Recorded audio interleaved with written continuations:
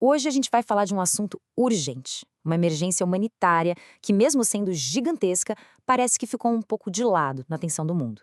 Vamos entender juntos a crise de deslocamento no Sudão. Para começar, vamos olhar para este número, 14 milhões. É um número tão grande que é até difícil de processar. Mas cada dígito aí representa uma vida, uma pessoa forçada a abandonar o próprio lar no Sudão. E para a gente ter uma ideia do que isso significa, estamos falando de um em cada 4 cidadãos. Imagina só, um quarto da população de um país inteiro tendo que fugir da violência. É uma tragédia numa escala absurda. Bom, vamos mergulhar um pouco mais fundo nisso, porque o que está acontecendo no Sudão não é só mais uma crise humanitária. Oficialmente, é a maior crise de deslocamento do planeta hoje. Tudo explodiu em abril de 2023. Foi o estopim para esse deslocamento em massa. A violência não parou, com batalhas pesadíssimas em lugares como o Darfur do Norte em 2025, o que fez ainda mais famílias fugirem. E agora, entrando no 4º ano, é a tragédia diária de milhões de pessoas que simplesmente não acaba. Agora, olha que interessante essa divisão. Desses quase 14 milhões, a grande maioria, 9 milhões, ainda está dentro das fronteiras do Sudão. São os chamados deslocados internos. Os outros 4,4 milhões, esses conseguiram cruzar para outro lado, buscando refúgio em países vizinhos. Por trás de cada número desses tem uma história de sobrevivência. Agora a gente vai olhar para o custo humano dessa guerra que, olha, vai muito além do deslocamento. A ironia é que a jornada em busca de segurança é um caminho cheio de perigos. As pessoas enfrentam de tudo: assédio, sequestro, até massacres. E as mulheres e meninas, em particular, correm um risco altíssimo de sofrer violência e exploração sexual. É um cenário de violação de direitos humanos constante. E essa citação da Agência da ONU para Refugiados resume perfeitamente o problema.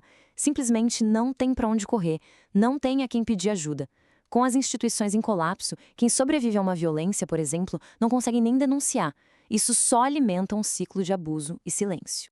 58 mil. Pensa nesse número. É a quantidade de crianças que fizeram essa jornada perigosíssima sozinhas. Milhões de crianças sudanesas já viveram 3 anos de suas vidas como deslocadas. A maioria mal teve acesso à educação. E essas 58 mil chegaram separadas de suas famílias, muitas vezes feridas, carregando traumas que a gente nem consegue imaginar. O futuro de uma geração inteira está em jogo. Então, chegamos a um ponto crucial. Temos a maior crise de deslocamento do mundo, que é também uma das piores em termos de proteção às pessoas. Mas, tragicamente, é uma das que menos recebe dinheiro. É um paradoxo terrível. Este gráfico aqui escancara a realidade. Para conseguir operar dentro do Sudão, as agências humanitárias pediram 2,8 bilhões de dólares. Sabe quanto chegou até agora? Apenas 16% disso. E para ajudar os refugiados na região, a situação é ainda pior. Só 8% do financiamento necessário foi recebido. E como as próprias Nações Unidas alertam, essa falta de atenção e de apoio global só vai fazer o sofrimento aumentar. Isso torna a crise ainda mais instável e, lá na frente, muito mais cara para resolver. É um custo que ninguém pode pagar. E seria um erro pensar que essa crise fica só dentro das fronteiras do Sudão.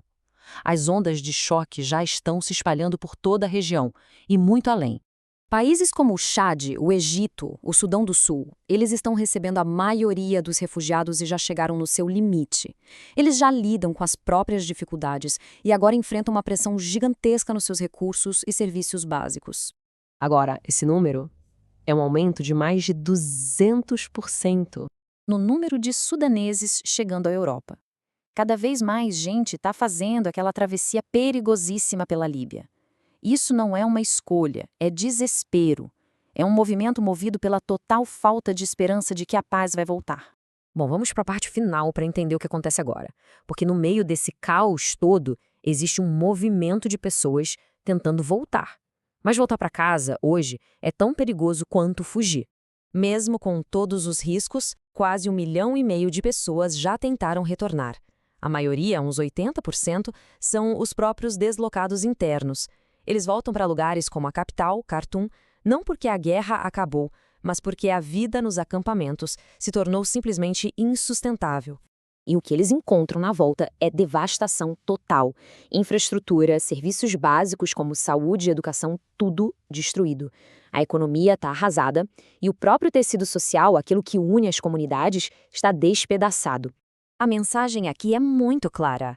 Apoiar quem está voltando é a única forma de quebrar esse ciclo.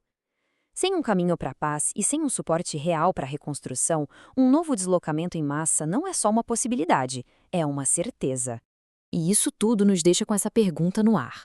A crise no Sudão é um teste para a nossa consciência global. As consequências de simplesmente desviar o olhar não afetam só os 14 milhões de deslocados, elas ecoam pela região e pelo mundo. Então, o que acontece quando a gente esquece?